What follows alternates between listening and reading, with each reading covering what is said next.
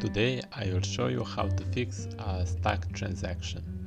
If you have a transaction that is pending for days and you weren't able to cancel it only by clicking cancel transaction, I will show you what else you can do to cancel your transaction. First thing you should know is that while you have one pending transaction, you won't be able to make another transaction until the first transaction you initiated isn't resolved.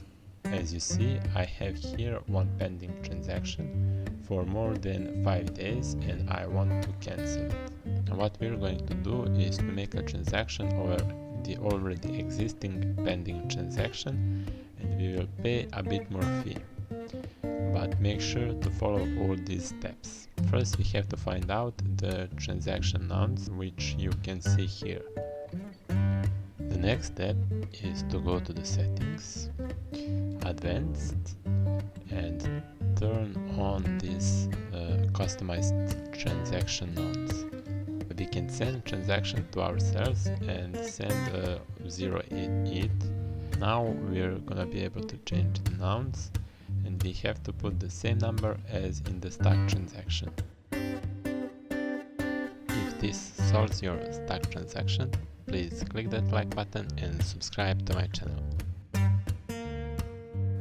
After that, check out how much was a gas limit, base fee and priority fee in the stuck transaction, and now make sure to put a slightly higher amount. Click confirm. You can see here that I don't have a pending transaction anymore, and this new transaction was successfully confirmed.